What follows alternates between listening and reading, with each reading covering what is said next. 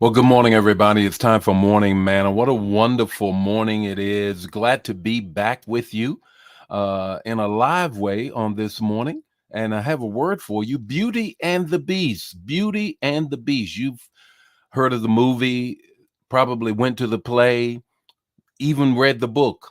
But this morning, we got coming at it in a whole different way. Beauty and the Beast. That's what we're going to get into on this morning. But before we do that, I just simply want to just greet some folk on this morning.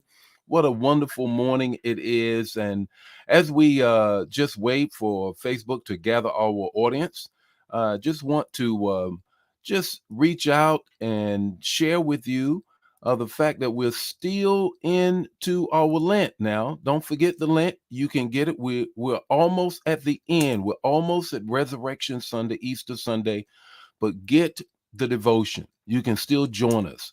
Whether you go to New Life, whether you go to another church, this will help you, bless you as you move forward to Resurrection Sunday and filling God's house. He says, go into the highways and the byways and compel men and women so that my house will be full.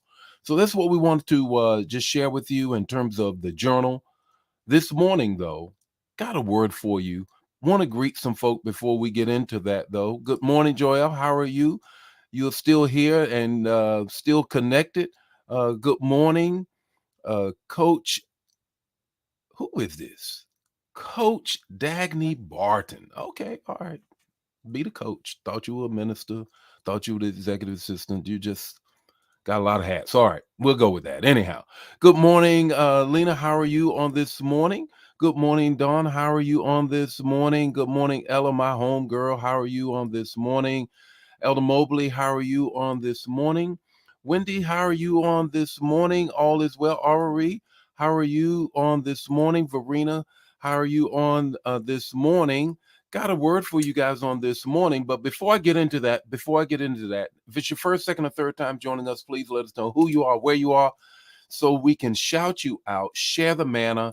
Don't keep it to yourself. Good morning, Valerie. How are you on this morning?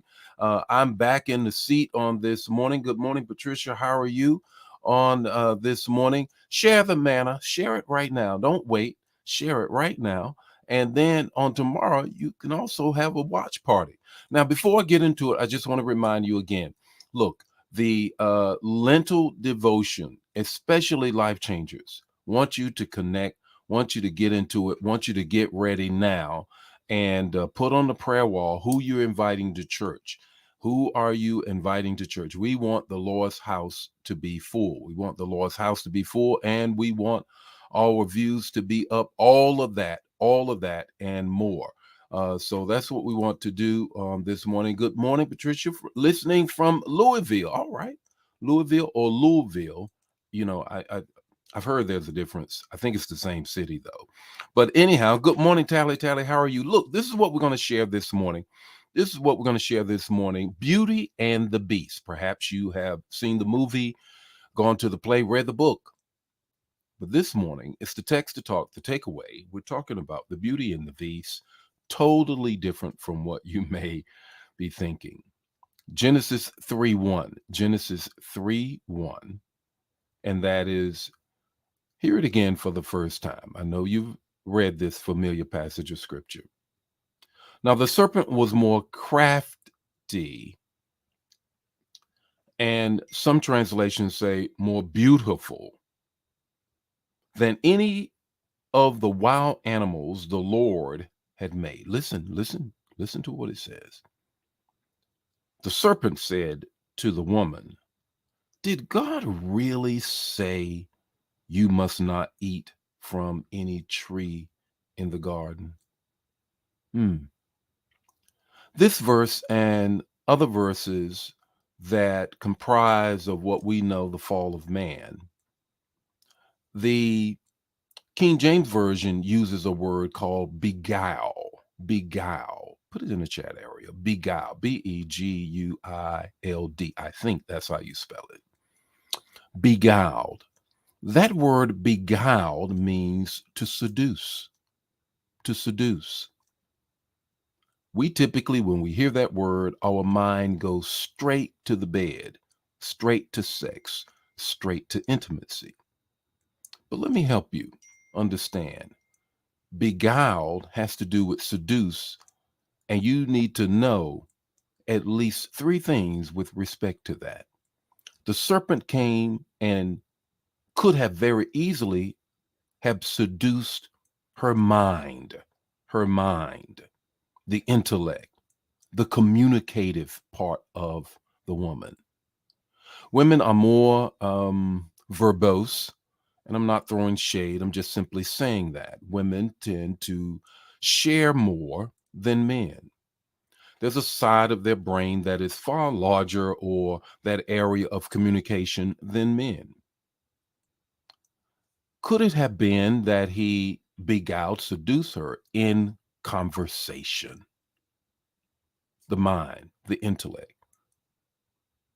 Watch your communication.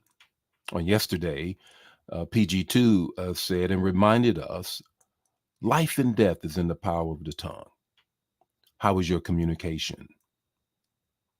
The second thing is this: could he have been seducing her, beguiling her sexually? That's where our mind goes all the time, but you need to be mindful. The body, the body. Notice the text says that he was more crafty or more beautiful than any of the other wild animals God has created. More than any other, more beautiful. Wow. What does that mean? Something to the eye. John says this, that the pride of life, we got to be mindful of the gates into our lives: the eye gate, the ear gate, the body. Could he have been beguiling, seducing with respect to that aspect? The third thing is this: could he have been seducing with respect to the soul, mind, body, and soul? The soul. What does that mean? The soul. The soul is the seat of our personality. I'm not talking about the spirit man. We tend to put those two together. In the Old Testament, soul and spirit is one. When we get to the New Testament, because of the language that it is written in, the Greek language distinguishes and says mind, body, and soul is one, with respect to saying also including the spirit. The whole the whole counsel of scripture says, though, that the spirit is separate. Therefore, my soul, the seat of my personality, my passion, my emotions. Could he have been seducing her emotionally? Emotionally. Beauty and the Beast. What's your takeaway this morning? Your takeaway is this: recognize and resist the way the enemy is coming after you. Recognize and resist how the enemy is coming after you. He's going to either come at your mind, your body, or your soul. The Lord be with you today. May his face shine upon you and give you peace. Share the manifest. Bless you. Bless somebody else. And don't forget to get the journal. Let's press toward Resurrection Sunday. God bless you. Bye now.